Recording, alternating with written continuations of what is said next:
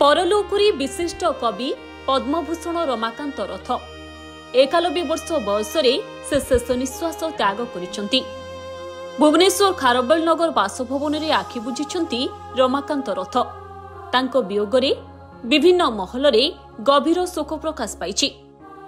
भुवनेश्वर बासभवन में बहु मान्यगण्य और विशिष्ट व्यक्ति पहुंची शेष दर्शन करुछंती। रमाकांत रथ सार जदिव सार सांगे व्यक्तिगत भाव में आम काम करूँ बट आम बहुत विषय शुणुचु गोटे अकम्प्लिश्ड पोएट हिसाब से जड़े ग्रेट एडमिनिस्ट्रेटर हिसाब से विभिन्न बहुत परिस्थिति बहुत ये देखी ही was one of the most calm and disciplined civil servant also को प्रकार से जीवन बैलेंस करले बिटवीन द एडमिनिस्ट्रेटिव करियर आउ गोटे एते अकम्प्लिश्ड पोएट सेटा डेफिनेटली आम समस्त गोटे प्रेरणा है कि रहिबे। ओडिशा मध्य भारत मध्य सब मन रखिबो जेतु पद्म भूषण रे से मध्य सम्मानित मध्य हेतले। जुग पुरुष एवं भारत वर्षर जने वर्षियान कवि लेखक समालोचक एवं प्रशासक रमाकांत रथंकर वियोगरे तांकर स्मृति रे मु मोर गभीर श्रद्धांजलि अर्पण करुच्ची। गोटे जुगरे एही भली जने जने जुग पुरुष जन्म नियंती जो माने गोटे जातिर परिचय। स्वर्गत रमाकांत रथ एही भली जने जुग पुरुष जी ओडिया भाषा साहित्य संस्कृतिर आमर परिचय कहले अत्युक्ति हब नाही। तांकर वियोग ओडिया साहित्यर एक अपूरणीय क्षति एवं एति कहले संक्षेप रे हब जे आमे जने ओडिया साहित्यर जुग पुरुषों को हरैलु। 1934 मसीहा डिसेम्बर 13 तारिख रे कटक रे जन्मग्रहण करथिले रमाकांत रथ। सेथिले ओडिया साहित्यर जने आधुनिक कवि। स्वर्गीय रमाकांत रथ को अवसान रे एक जुगर अवसान है।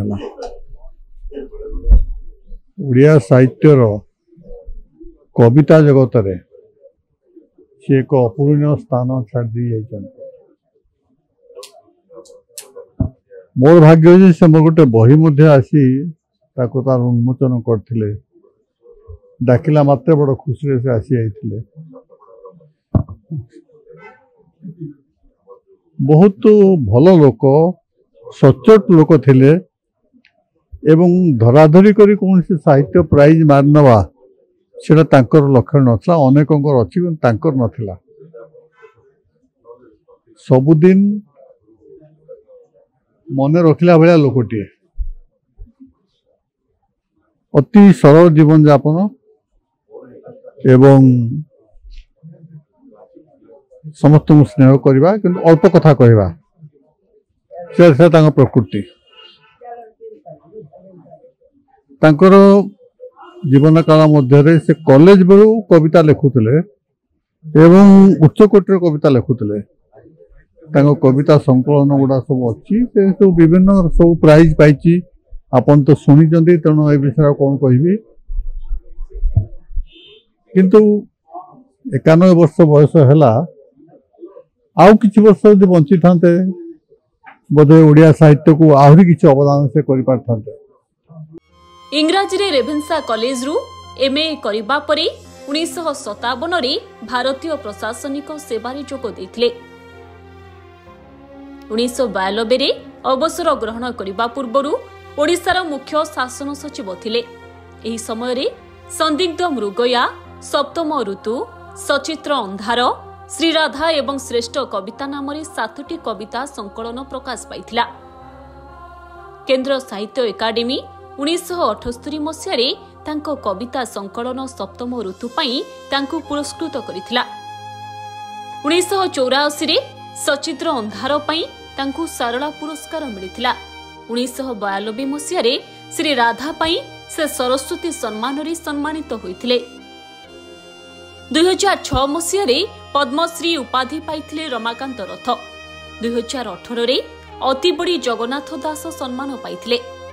भुवनेश्वर वीडियो जर्नालिस्ट पंकज नक्षत्रଙ୍କ रिपोर्ट धरित्री लाइव।